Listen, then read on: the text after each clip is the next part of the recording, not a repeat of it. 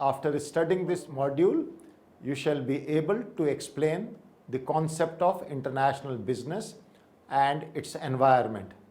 We would also be able to learn to identify the reasons for expansion of international business.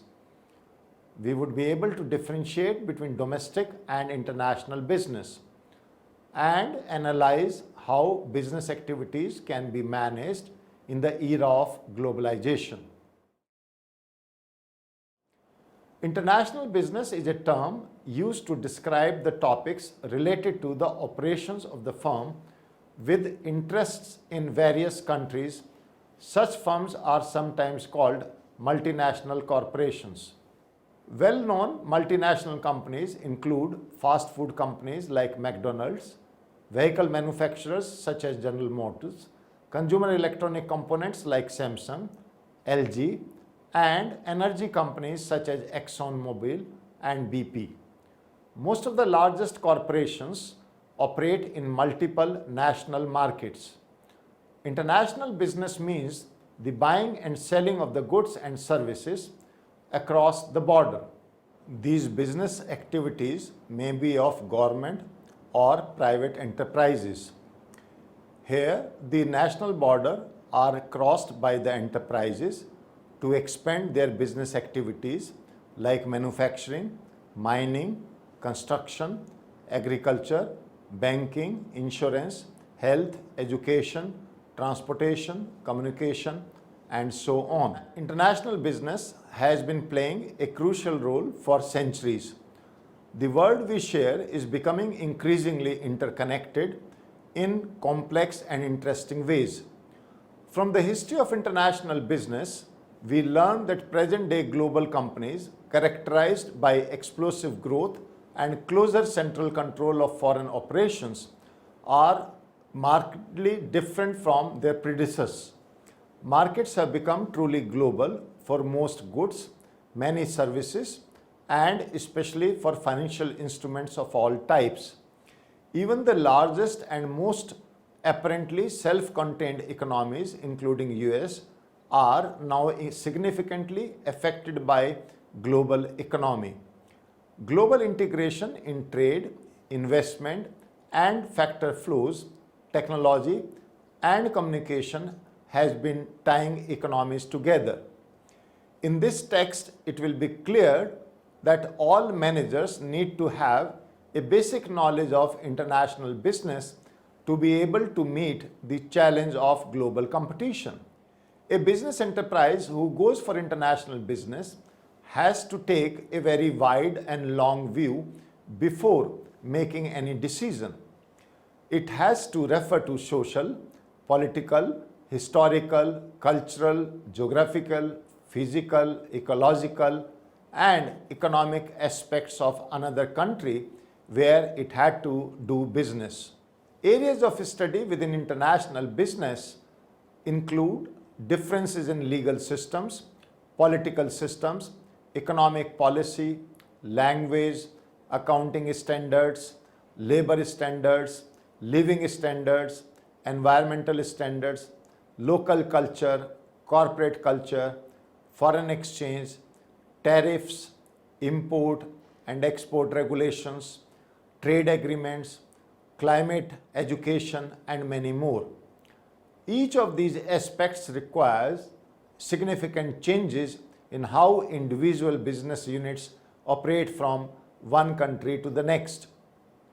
With different business and legal cultures and practices across the world, small firms need help to export on terms and conditions which they and their foreign partners basically understand. Most cannot afford lawyers, nor can they afford to isolate themselves from international trade.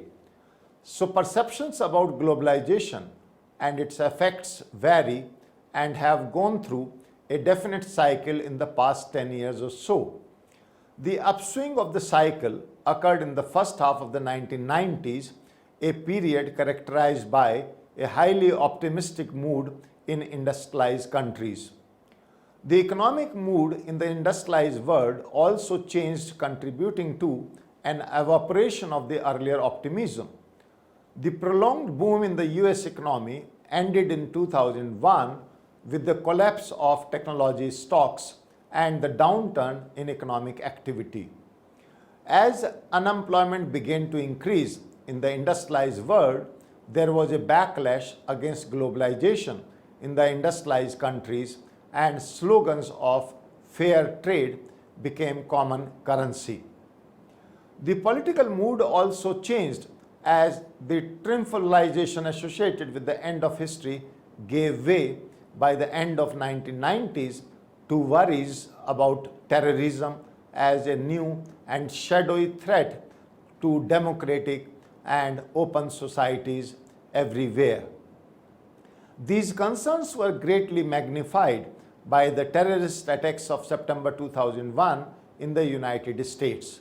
Given this extreme swing in the perception in the world at large, it is not surprising that the average man or woman in India is plagued by doubts about the nature of globalization, what impact it will have on ordinary people, and what it implies for our policies. Before turning to these issues, we would like to emphasize that the issue is not whether one is for or against globalization. Globalization is not a specific policy or even a defined set of policies that one can be for or against. Rather, it is a process taking place in the world around us, driven by international developments which are largely outside our control. Globalization has undoubtedly created a totally different external environment, and we must try to choose policies which enable us to drive the maximum benefits from it. It does not mean that dealing with the global environment must be the only or even the central focus of development policy.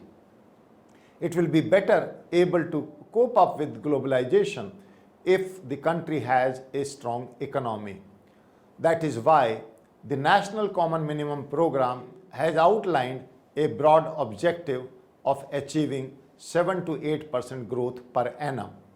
It will be our endeavor in the Planning Commission to speak out the implications of achieving the goal. Today, there is hardly any country which is not engaged in international trade. The economies of certain small countries are dependent mainly on international trade.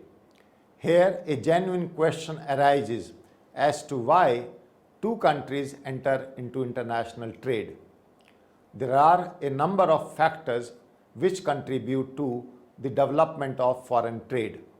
Most important among them are natural resources and geographical factors.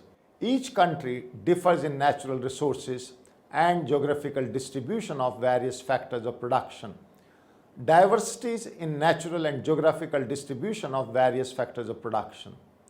Diversities in natural and geographical conditions make a country more efficient in the production of one commodity and another country in some other commodity.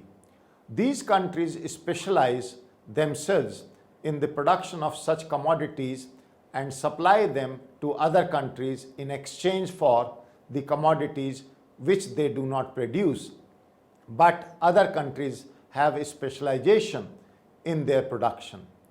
For example, because of favorable natural conditions, India and Sri Lanka taken together produce a significant portion of the world total production of tea. Mica in India, manganese in Russia, and oil in Arab countries are a few examples of this kind of specialization.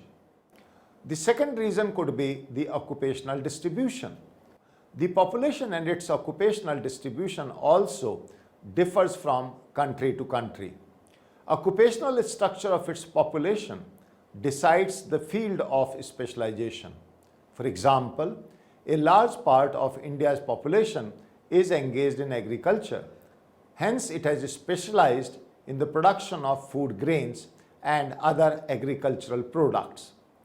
England, on the other hand, has specialized itself in the production of industrial goods, as it has abundance of capital and scarcity of land, and a large part of its population is engaged in industries.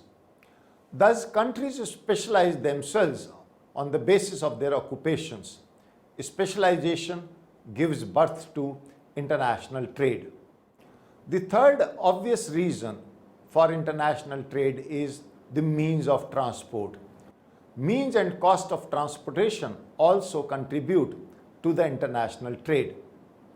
Industries using weight losing raw material are generally localized at places near to the raw material because the transport costs is the deciding factor. The countries where such raw materials are found in abundance get specialized in their end product. For example, India is a large producer of sugar cane and therefore sugar industry is located mainly in India. At international level, the factors of production are not freely movable because they involve high cost of transportation. Other countries therefore cannot set up sugar industries and shall make imports of sugar from India and other sugar producing countries. We also have another reason for this trade, which is large scale production. So large scale production of a commodity gives many advantages of scale. The industry of such a commodity can produce it at a lower cost because of scale economies and specialization. After meeting the demand for the commodity in the national market, the surplus can easily be exported at a price, fetching handsome profits to the industry. For example, an industrial unit producing locomotive engines for the Indian Railways can specialize itself in the production of locomotives. Large-scale production of locomotives may enable the unit to export them to neighboring countries. We also have fifth reason, which is differences in costs. Production costs of a commodity differ from country to country due to number of factors. For example, it is due to availability of natural resources and geographical conditions as stated earlier. It is due to occupational structure. It is due to large-scale production and also due to developments in the field of science and technology, etc. Countries having favorable conditions can produce the commodities at a lower costs and other countries at higher costs. Higher domestic costs of production shall encourage the import of that commodity into the country and lower cost items may be exported. We also have the sixth reason, which is the degree of self-sufficiency. No country of the world is self-sufficient. The degree of self-sufficiency, however, differs from country to country. The countries which cannot produce at all or can produce only at a very high cost arrange the supply of such goods through imports of other countries. Let us now look at the concept of international business and its environment. International business refers to all commercial transactions beyond national boundaries, and all business activities occur between two or more regions, countries, or nations. Business transactions include activities related to private and governmental sales, technology, skilled labor, investments, logistics, and transportation. The main aim behind undertaking these activities is profit from the perspective of private companies, and government undertakes these for profit as well as for political reasons. In other words, we can say international business not only includes international trade of goods and services, but also foreign investment, especially foreign direct investment. At the end of the definitional spectrum, international business is defined as organization that buys and or sells goods and services across two or more national boundaries, even if management is located in a single country. At the other end of the spectrum, international business is equated only with those big enterprises which have operating units outside their own country. International business is also known as global business.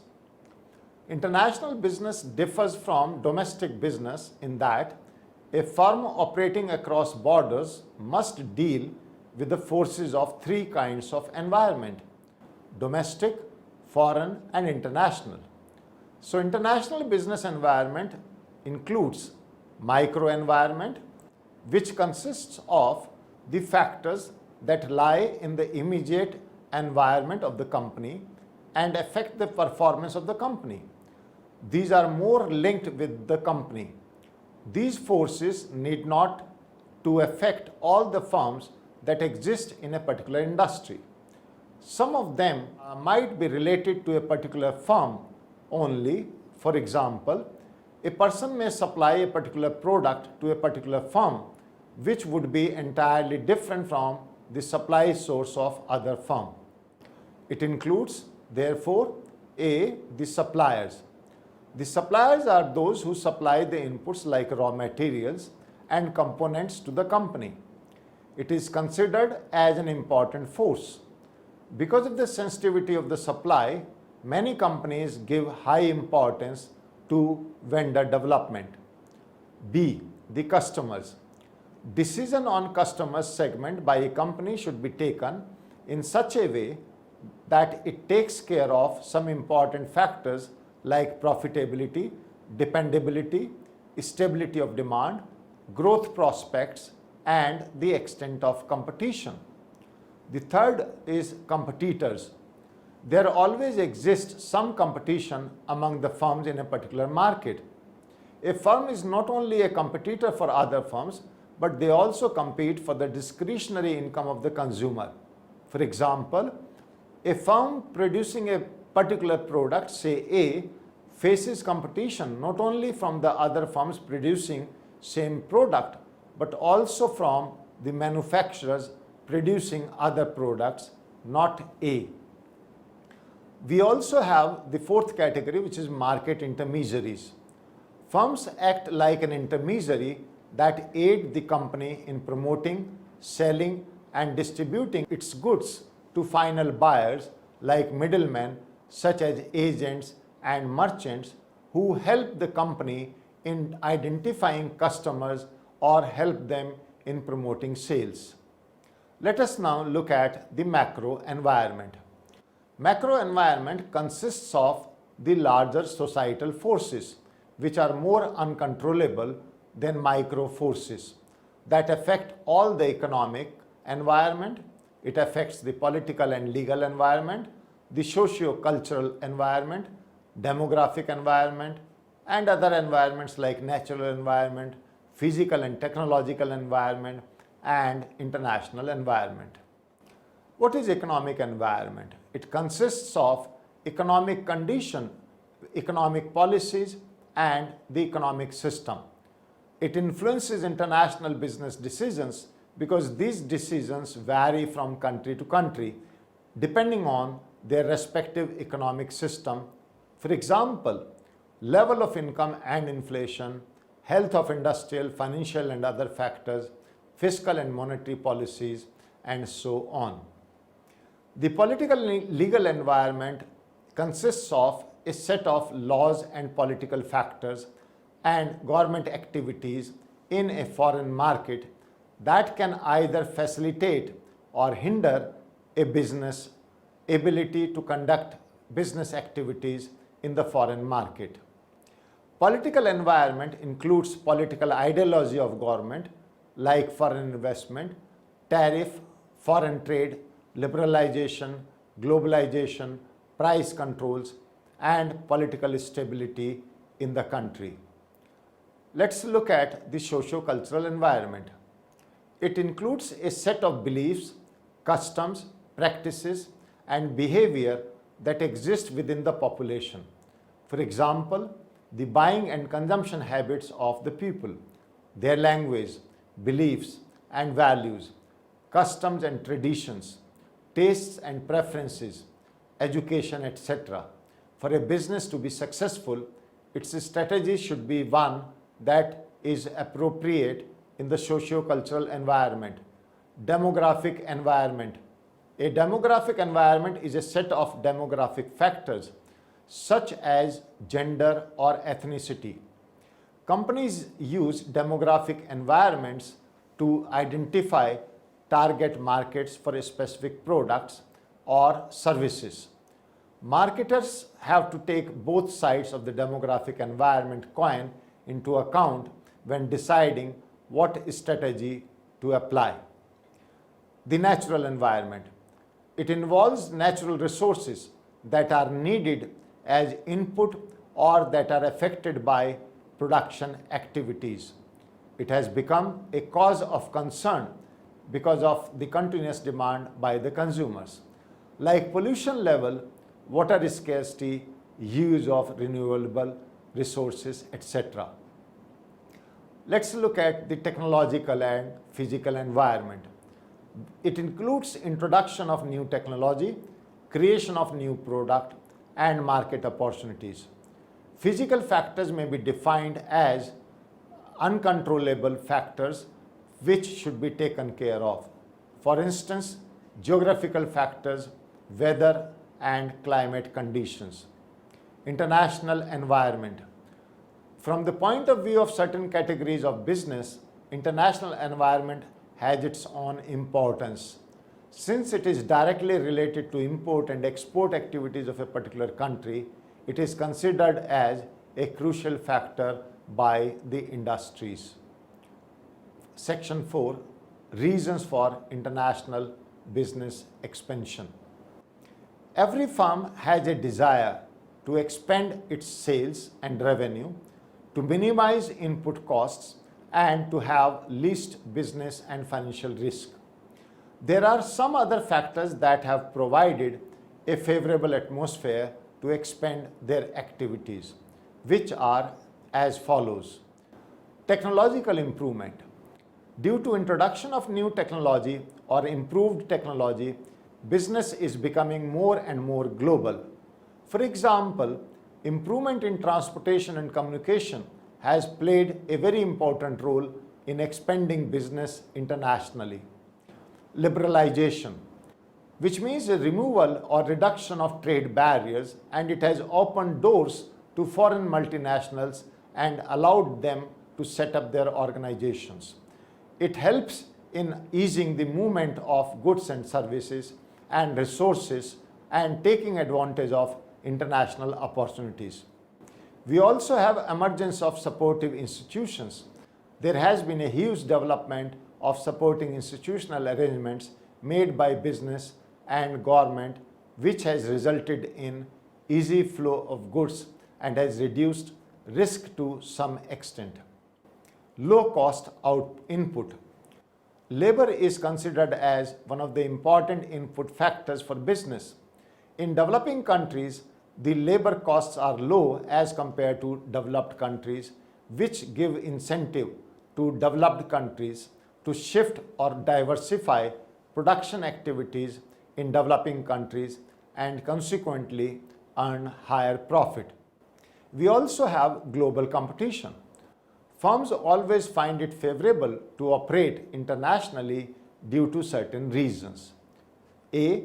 It helps in introducing new product globally. B. Because of large scale of operation. And C. Because of international identification of domestic companies, competitors, and suppliers. Let us now quickly look at the difference between domestic and international business. Domestic business includes all the business transactions conducted within a border of a particular nation or a commercial entity.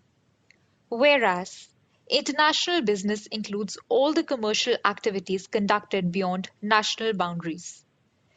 International business includes import-export, licensing, and franchising, as well as foreign investments. It helps nations to gain foreign currency, whereas, while doing business domestically, firms earn domestic currency only. Both domestic and international business create employment opportunities. Through international business firms can earn higher profits than operating in domestic environment. International business provides an opportunity to firms to share latest technology worldwide. It also results in cross-border cooperation and agreements because of healthy political relations among nations. Section 6. Managing business in the era of globalization. Globalization has become the buzzword that has changed human lives around the world in a number of ways. The growing integration of societies and national economies has been among the most fervently discussed topics during recent years. Firms in the era of globalization determine its strategies and behavior so that it can respond to environmental changes. The high degree of economic integration also poses economic and financial constraints in the path of business operations. Globalization offers challenges as well as opportunities for business enterprises. Some of them are as follows. First, the introduction of foreign companies in domestic territory raises level of competition. Second, reduction in tariffs gives way to case of market access, which enables foreign markets accessible as well as increases competition. The third, removal of trade barriers and liberal investment regime enables companies to invest everywhere and expand their business activities outside the domestic area. Fourth, it motivates integration of business operations globally. Fifth, globalization is a help in development of capabilities across the world. Sixth, managing its business across highly divergent and fast-moving markets require a laser-like focus on execution and operational works. The companies must develop highly flexible business models that enable them to face and respond to new opportunities and threats. Next, they must make efforts to ensure a strong talent pipeline that will provide them with the skills and capabilities to thrive in constantly changing conditions and to take steps according to it. Firms can expand their scale of production by being global. In other words, they can reap the benefit of economies of scale by expanding its activities internationally. Global companies can be differentiated by their strong global position in terms of global aspects, capabilities, brands, and their relative resilience to shocks and even to business cycle. The global strategies adopted by business and enterprises may include the global conception of markets, multi-regional integration strategy, changes in external organization of multinational firms, worldwide network structures, etc.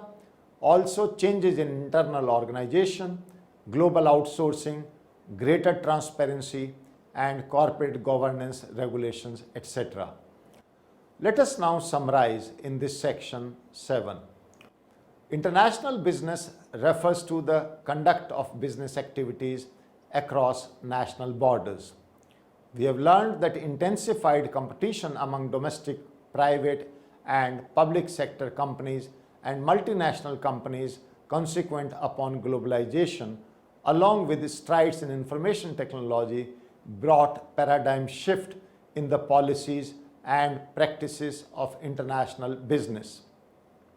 We have learned that the recent global economic recession changed the magnitude and direction of international business and the status of some of the countries from the global leader to follower and vice versa.